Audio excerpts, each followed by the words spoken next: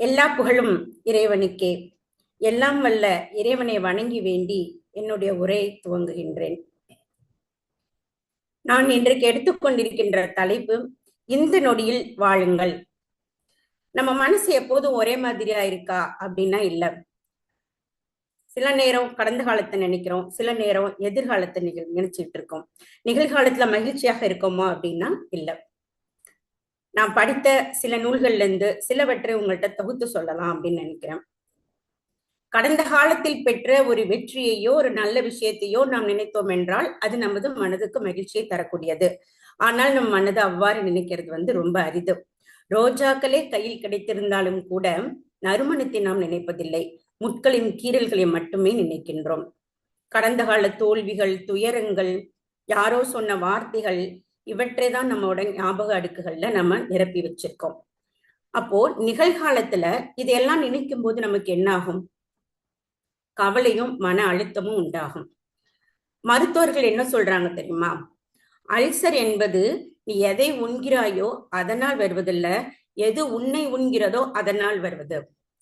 நீ என்ன சாப்பிடுறியோ அதை வச்சு உனக்கு அல்சர் வரல, எது உன்னை சாப்பிட்டுக்கிட்டு இருக்கோ அதனால உனக்கு அல்சர் வருது அப்படின்னு சொல்றாங்க. நமக்கு வரக்கூடிய நோய்கள் பெரும்பாலும் 90% சைக்கோசொமேட்டிக். சைக்கோ அப்படின்னா மனம், சொமேட்டிக்னா உடல். உடல் ரீதியா உடலுக்கு ஒரு நோய் நம்ம துன்பத்தை அனுபவிக்கிறத விட மன ரீதியான பிரச்சனைகள்னால உடலுக்கு வரக்கூடிய நோய்கள் தான் அதிகமா இருக்கு. அப்ப இந்த மாதிரியான விஷயங்கள்ல மறந்துறது நல்லது. சில காயங்கள் மருந்தால் சரியாகும், சில காயங்கள் மறந்தால் சரியாகும். மறதி பல நேரங்கள்ல வரமாகும். ஒரு அழகான பொன்மொழி உண்டு, வலிமை வாய்ந்த இரும்பு தூணை வெளியிலிருந்து எதுவும் வீழ்த்துவதில்லை, அதனுள் தோன்றும் துரு அதனை சாய்த்து விடுகிறது. அப்ப வெளியிலிருந்து வீழ்த்துறதுக்கு எதுவுமே வேண்டாம், அந்த துரு ஒன்னே போதும். அதே மாதிரிதான் நம்மளை வீழ்த்துறதுக்கு நம்முடைய எதிர்மறையான எண்ணங்களே போதுமானது, வெளியிலிருந்து எதுவும் தேவையில்லை. அப்ப நம்மளோட மனதை நேர்மறையான எண்ணங்களால நிரப்பி வச்சுக்கணும். நம்ம கடந்த கால விஷயங்களை நினைச்சுக்கிட்டு அதை புலம்பி தவிர்த்துட்டு கிடைக்காத ஒண்ணு நினைச்சு ஏங்கிக்கிட்டு அப்படி இருந்தோம்னா நிகழ்காலத்தில் கிடைத்திருக்கின்ற அருமையான வாழ்க்கையை, தருணங்களை தொலைத்து கொண்டிருக்கிறோம், இழந்து கொண்டிருக்கிறோம் அப்படின்னு தான் அர்த்தம். ஒரு நதியில கால் வைக்கிறீங்க அப்படின்னா ஒரு முறை தொட்ட நீரை திரும்ப தொட முடியாது.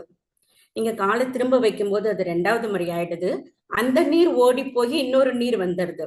அப்போ வாழ்க்கையில் அப்பப்போ நடக்கக்கூடிய விஷயங்களை, அந்த தருணத்தை நம்ம ரசித்து அனுபவித்து விட வேண்டும். ஏனெனில் வாழ்க்கை நமக்கு மறுவாய்ப்பு தரப்போவது இல்லை. இதுதான் நிதர்சனம்.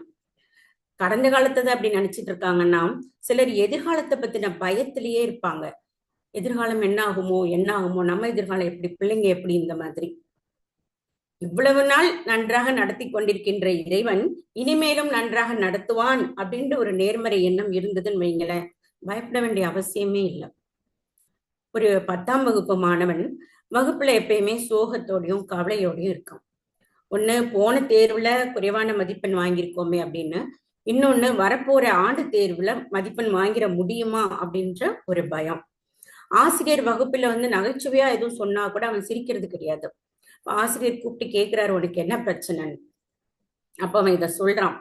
ஆசிரியர் ஒரு கிண்ணத்துல தண்ணி கொடுத்து, வகுப்பின் ஆரம்பத்துல இருந்து கடைசி வரைக்கும் போயிட்டு வா, திரும்பி வர்ற வரைக்கும் இந்த ஒரு துளி தண்ணீர் கூட சிந்தக்கூடாது அப்படின்னு சொல்றாரு. இவனும் அதே மாதிரி தண்ணி எடுத்துட்டு போறான், அதே மாதிரி திரும்ப கொண்டு வரான், ஒரு துளி கூட சிந்தல. இப்ப ஆசிரியர் கேட்கிறாரு, இது எப்படி சாத்தியப்பட்டது?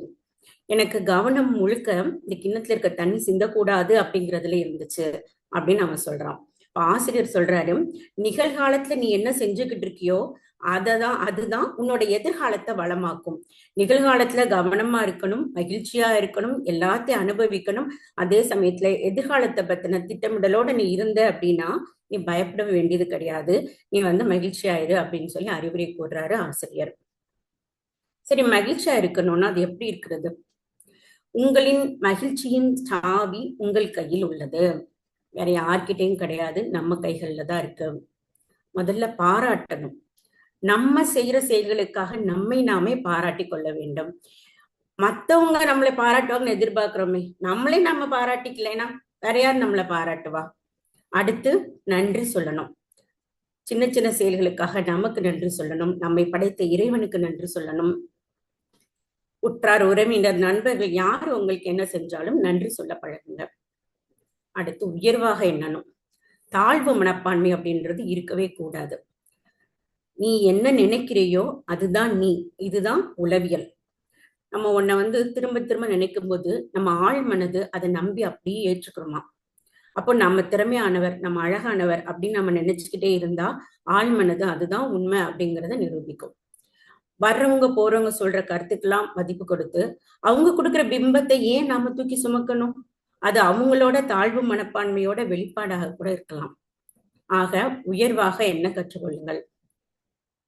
அடுத்து பிராணாயாமம், தியானம், உடற்பயிற்சி, இந்த மூன்று உடலுக்கும் மனதுக்கும் உற்சாகத்தை தரக்கூடியது. பிராணாயாமம் அப்படின்னு எடுத்துட்டீங்கன்னா மூச்சு பயிற்சி, மனோவேகம் வாயு வேகம் அப்படின்னு சொல்லுவாங்க. மனதுக்கும் மூச்சுக்கும் சம்பந்தம் உண்டு. இப்ப நம்ம கோபப்படும் பொழுது நம்மளோட மூச்சு சீரா இருக்காது, வேகமா இருக்கும். மகிழ்ச்சியா இருக்கும்போது சீரா இருக்கும். அப்போ மனசுக்கும் சம்பந்தம் உண்டு, அதே மாதிரி ஆயுட்காலத்துக்கும் சம்பந்தம் உண்டு.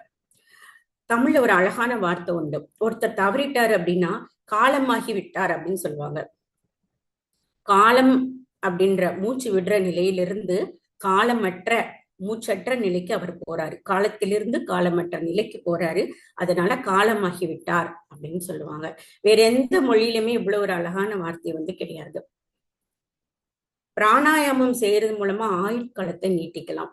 திருமூலர் சித்த மருத்துவ பாடல்கள் பார்க்கும்போது திருமூலர் சொல்லியிருப்பாரு, ஏற்றி இறக்கி இருகாலும் பூரிக்கும் காற்றை பிடிக்கும் கணக்கறிவாரில்லை, காற்றை பிடிக்கும் கணக்கறிவாளருக்கு கூற்றை உதைக்கும் குறியதுவாமே. அது பூரகம் ரேசகம் கும்பகம் சொல்லுவோம், உள்ளே இழுத்து கொஞ்சம் தக்க வைத்து வெளியில விடுறது. அப்படி இந்த காற்றோட அளவை தெரிஞ்சுக்கிட்டு செய்யக்கூடிய ஒரு ஆள் இருந்தா கூற்றைன்னு கூற்றுவன், யமனை எட்டி காலில உதைச்சிருவானா அவன். அந்த அளவுக்கு மரணத்தை வெல்லக்கூடியது இந்த பிராணாயாமம் அப்படின்னு சொல்லியிருக்காங்க. புத்தர் 6 ஆண்டுகள் காட்டுல அலைஞ்சு தெரிஞ்சாரு. அதுக்கப்புறம் அவருக்கு விபாசனா அப்படின்ற ஒரு மூச்சு பயிற்சி செஞ்சதுக்கு அப்புறம் தான் அவருக்கு ஞானம் கிடைச்சது.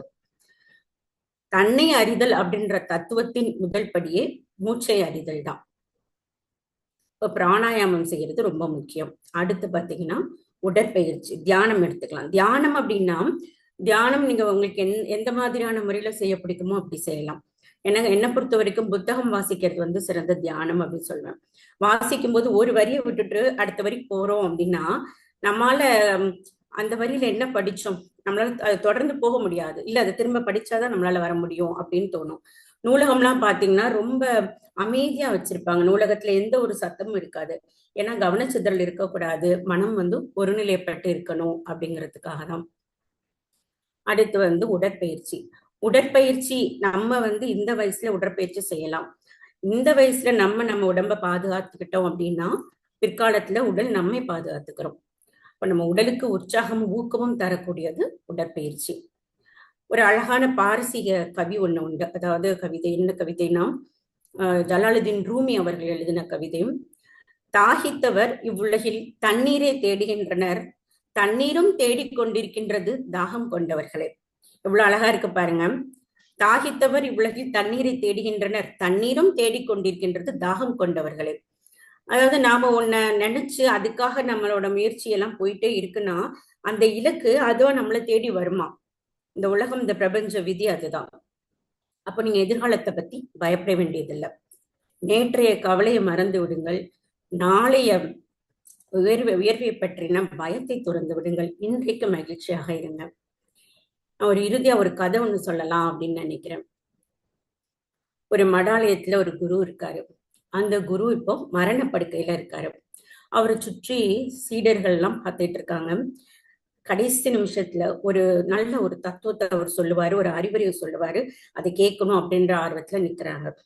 அதுக்கு முன்னாடி இந்த குரு எப்படிப்பட்டவர் அப்படிங்கறத நீங்க தெரிஞ்சுக்கணும். இந்த குரு எவ்வளவு கண்டிப்பானவர் அப்படின்னா, ஒரு சீடர் 10 வருஷமா படிச்சுட்டு வராரு. இன்னைக்கு அவருக்கு கேள்வி நாள். வேகமா உள்ள வராரு. அவசரமா செருப்ப கலட்டுறாரு, குடைய வைக்கிறாரு, உள்ள ஓடி வராரு, வணக்கம் சொல்லிட்டு உட்கார்றாரு. இந்த சீடர் நம்மால் எப்படி அப்படின்னா, அபியும் நானும் படத்துல பிரகாஷ் ராஜ் இருப்பார்ல, நான் எல்லாம் படிச்சுட்டேன், எதையாவது கேளுங்க அட்லீஸ்ட் அலெக்சாண்டர் குதிரை பேரையாவது கேளுங்க அப்படின்னு சொல்லுவார்ல, அந்த மாதிரி எல்லாத்தையும் படிச்சுட்டு உட்கார்ந்துருக்காரு. இப்போ உங்களுக்கு குதிரை பேர் என்னன்னு மனசுல ஓடிட்டு இருக்குன்னு நினைக்கிறேன். அது பேரு பியூசிஃபெலஸ். அந்த குதிரை வந்து ரொம்ப கரடுமுரடான குதிரை. அது என்ன சிறப்பு அப்படின்னா கருப்பு நிறத்துல இருக்கும். அதோட கண்கள் நீல நிறமா இருக்கும். நெற்றியில வந்து புருவத்துக்கிட்ட வெள்ளை நிறத்துல நட்சத்திரம் இருக்குமா. அந்த குதிரை இறந்ததுக்கு அப்புறம் அதோட நினைவாக அந்த நகரத்துக்கு அவர் பியூசிஃபெலான்னு பேர் வச்சிருக்காரு. இதுதான் குதிரையோட கதம். இப்ப நம்ம ஆளை பத்தி பார்ப்போம். இவர் என்ன பண்றாருன்னா போய் கேள்வி கேட்க போறாங்கன்ட்டு உட்கார்ந்துருக்காரு. குருஜி ஸ்டார்ட் பண்றாரு. எப்படி ஆரம்பிக்கிறாரு அப்படின்னா, நீ உள்ள வரும்போது செருப்பை கலட்டினில உடைய செருப்புக்கு வலப்பக்கமா வச்சியா இடப்பக்கமா வச்சியா? இவன் அப்படி பாக்குறான். வலப்பக்கமா வச்சேன், இல்ல இடப்பக்கமா வச்சேன், இல்ல வலப்பக்கம். சரி அதெல்லாம் விடுங்க, சனியை பிடிச்ச கொடை, அது எங்க இருந்தா என்ன, கேள்வியை கேளுங்க. உடல் தத்துவம், உயிர் தத்துவம், ஆன்மா, ஞானம் எல்லாத்தையும் நான் படிச்சுட்டு வந்திருக்கேன், ஏதாவது கேளுங்க. குரு உடனே கையை நீட்டி, நீ மடாலயத்துக்குள்ள போ, நீ ஒரு 10 வருஷம் திரும்ப படிக்கணும் அப்படிங்கிறாரு. ஏன் அப்படி சொன்னாரு அப்படின்னா, ஒரு குரு தகுதிக்கு போகணும்னா எப்போதும் விழிப்பு நிலையிலே இருக்கணும். நீ செருப்பை கலட்டும் போது அந்த நேரத்துல விழிப்பு நிலையில இல்லை. இப்போ குரு ஆகக்கூடிய தகுதியை நீ இழந்துட்ட, உள்ள போ அப்படிங்கிறாரு. அப்படிப்பட்ட குரு தான் இன்னைக்கு மரணப்படுக்கையில இருக்காரு. அப்போ அந்த குருவோட நிலை வந்து, அவரோட ஆத்மார்த்தமான சீடன் ஒருத்தன் வெளியில இருக்கான், முடிச்சு போனவன். அவனுக்கு ஞான திருஷ்டியில தெரியுது குரு வந்து இப்படி இருக்கிறாரு, நம்ம அவரை கடைசி நேரத்துல பார்க்க போகணும்னு சொல்லிட்டு அவருக்கு பிடிச்ச திராட்சை பழங்களை வாங்கிட்டு பார்க்க வரான். வந்து கொடுத்த உடனே வாங்கி பழத்தை வாயில போடுறாரு. எல்லாரும் சரி இப்பயாவது என்னத்த சொல்லுவாரு கேட்டுடலான்ட்டு சுத்தி நிக்கிறாங்க. அதை சாப்பிட்டுட்டு, திராட்சை பழம் இனிப்பாக இருக்கிறது அப்படின்னு சொல்லிட்டு கண்ண மூடிடுறாரு. என்னடா மனுஷன் ஒரு முக்கியமானதை சொல்லுவாருன்னு பார்த்து அப்படி சொல்லிட்டாரே அப்படின்ட்டு இருக்காங்க. என்ன அப்படின்னா, அவரு கடைசி நிமிஷத்துல இருந்தா கூட கடந்த காலத்துல பாவம் செஞ்சோமா புண்ணியம் செஞ்சோமா, எதிர்காலத்துல நமக்கு வந்து சொர்க்கம் கிடைக்குமா நரகம் கிடைக்குமா, அது எந்த சிந்தனையும் இல்லாம இப்ப கிடைச்ச இந்த திராட்சை பழம் எப்படி இருக்கு சாப்பிட்டு பார்த்து அந்த ருசியில அவரை ரசித்து மகிழ்ந்து திராட்சை பழம் இனிப்பா இருக்கு. இப்ப அவர் சொன்ன அந்த நீதி தத்துவம் என்ன அப்படின்னா, இந்த நொடியில் வாழுங்கள், அதுதான் அவர் சொன்னது. நீங்க எதையுமே யோசிக்காதீங்க, இந்த நொடியில உங்களுக்கு என்ன கிடைச்சிருக்கு அதை ரசித்து அனுபவிங்கள், இந்த நொடியில் வாழுங்கள் அப்படிங்கறதுதான் குரு நமக்கு சொன்ன போதனை. எனவே கடந்த கால துயரின் எச்சம் வேண்டாம், எதிர்கால உயர்வின் அச்சம் வேண்டாம், நிகழ்காலமே மகிழ்வின் உச்சம் என்றிருங்கள் என்று கூறி வாய்ப்புக்கு நன்றி பாராட்டி விடைபெறுகிறேன். நன்றி.